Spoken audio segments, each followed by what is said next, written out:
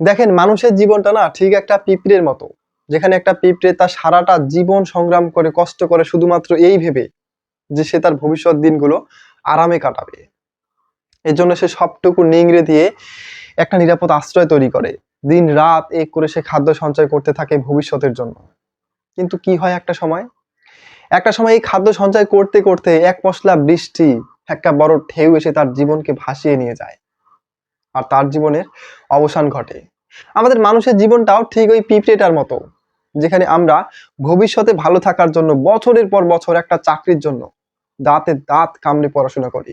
একজন প্রবাসী তার পরিবারের মায়া ত্যাগ করে সে টাকার জন্য, শুধুমাত্র টাকার জন্য বিদেশে যায়।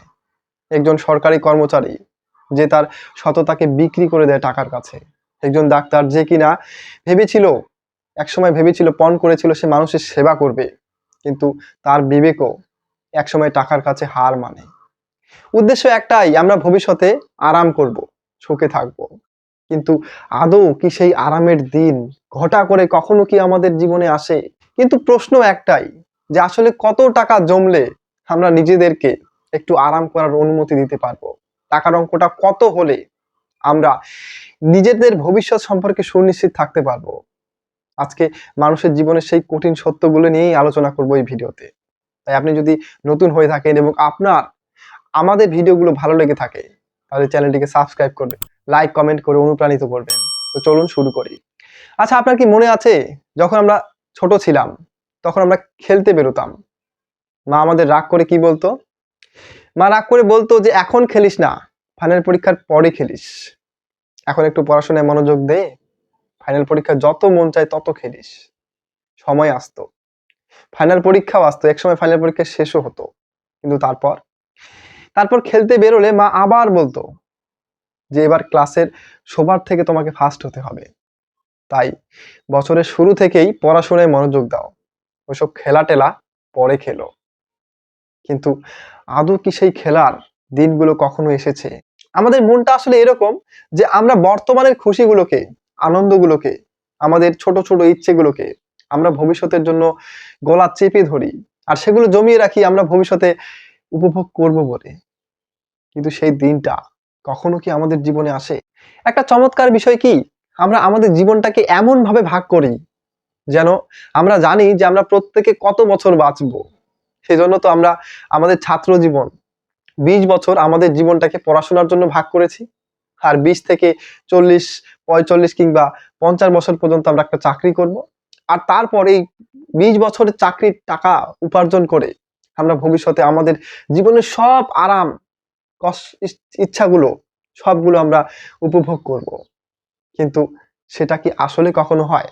এবং মাঝে মধ্যে আমরা এমনও প্ল্যান করি যে মাত্র 10টা বছর এই কষ্টকর চাকরিটা দাঁতে দাঁত রেখে এই 10টা বছর এই চাকরিটা করি, তাহলে আর কোনো সমস্যা থাকবে না, পরিবারের সবার চাহিদাগুলো পূরণ করতে পারবো, আমি নিজেও একটু আরাম করতে পারবো। কিন্তু এই 10টা বছর আপনি কিংবা আমি যে বেঁচে থাকবো তার গ্যারান্টি কে দিবে? আচ্ছা, আপনার কি কখনো মনে হয়েছে যে এই সমস্যাটা, জীবনের এই স্পেসিফিক সমস্যাটা যদি সলভ হয়ে যায় তাহলে জীবনে আর কোনো প্রবলেম থাকবে না? কিন্তু সেই সমস্যাটা সলভ হওয়ার পরেও আবার সেই উল্টে ঘুরে একই সমস্যা। আমাদের জীবনটা না ঠিক একটা ঘড়ির কাঁটার মতন, যেমন একটা ঘড়ির কাঁটা সেই 12টা নম্বরের মধ্যে একটা লুপের মধ্যে ফেসে আছে, আমাদের জীবনটাও ঠিক একটা সেই ঘড়ির কাঁটারই মতন প্রবলেমের মধ্যে ফেসে আছে, প্রবলেমের পর আর একটা প্রবলেম।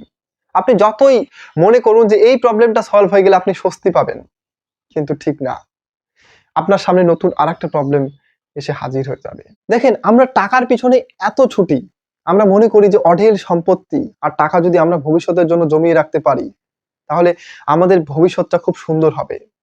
কিন্তু ঠিক কতখানি গ্যারান্টি আছে যে আপনার টাকা জমালেই আপনার ভবিষ্যৎটা সুন্দর হবে?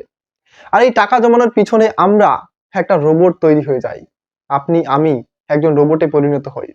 কিন্তু কিছুক্ষণের জন্য যদি মেনে নেই যে আপনি একটা রোবট, আমি একটা রোবট, কিন্তু একবার ভেবে দেখুন তো, এই রোবটেরও একটা কাজের নির্দিষ্ট সময়সীমা আছে, একটা সময় পর গিয়ে তাকে রিচার্জ করতে হয়, তাকে মেইনটেনেন্স করতে হয়।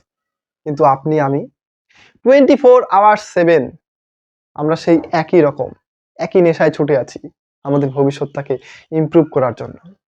কত কত স্টুডেন্ট দেখবেন যে মেডিকেলে চান্স পায়নি, যে সে তার ভালো একটা ইউনিভার্সিটিতে চান্স হয়নি, সে ডিপ্রেশনের মধ্যে চলে গেছে। এর একমাত্র কারণ সে চেয়েছিল তার ভবিষ্যৎটাকে সুন্দর করতে। আবার কেউ কেউ আছে যে সে তার জীবনটাকেই শেষ করে দিয়েছে, সে হয়তো আর কোনো ভাবনা চিন্তার কোনো কুল কিনারা খুঁজে পায়নি। ঠিক একই রকম করে আমাদের জীবনে আমরা এত স্ট্রাগল করি, আমাদের ভবিষ্যৎকে উজ্জ্বল করতে এতটা পরিমাণ সংগ্রাম করি, আমরা ভুলে যাই যে আমরা আসলে মানুষ নাকি একটা রোবট। মানুষের এই অনির্দিষ্ট ক্ষণস্থায়ী জীবনে আমাদের সুখ দুঃখ এবং ছোট ছোট আনন্দগুলোকে একটু গুরুত্ব দেওয়া উচিত। এই আমার কথাই ধরুন না, শুধুমাত্র টাকা বাঁচানোর জন্য আমি আমার স্টুডেন্ট লাইফে কখনো কোনো পিকনিকে যাইনি, কখনো কোথাও ঘুরতে যাইনি এই ভেবে যে না, টাকাটা বাঁচিয়ে রাখি, পরিবারের কাজে লাগবে, পরে ওই যে জমিয়ে রাখি। কিন্তু আসলে এগুলো করে আমি কত টাকা সেভ করতে পেরেছি, আজকে শুধু আফসোস করতে হয়। আজকে সেই বন্ধু বান্ধবগুলো নেই, সেই সময়গুলো নেই। আজ শুধুমাত্র আফসোস আর হতাশা।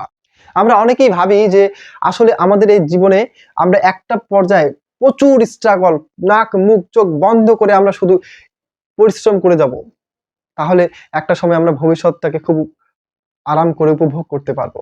কিন্তু আসলে কতটুকু সত্য এই কথাগুলো? কিন্তু আদৌ কি সেই আরামের দিন ঘটা করে কখনো কি আমাদের জীবনে আসে? তাই আমাদের প্রত্যেকের, আপনার আমার সবার এটা মনে রাখা উচিত যে আমাদের জীবনের জন্যই কিন্তু টাকা, টাকার জন্য আমাদের জীবন কিন্তু নয়। তাই একটু সুযোগ পেলেই আমাদের সেই আনন্দগুলো উপভোগ করা উচিত, কারণ হয়তো সেই দিন আমাদের জীবনে আর কখনো নাও আসতে পারে। এ বিষয়ে আপনার কি মতামত অবশ্যই কমেন্ট বক্সে জানাবেন। তো আজকে বিদায় নিচ্ছি এ পর্যন্তই। নমস্কার, আমি সজীব। নতুন একটা ভিডিওতে দেখা হবে।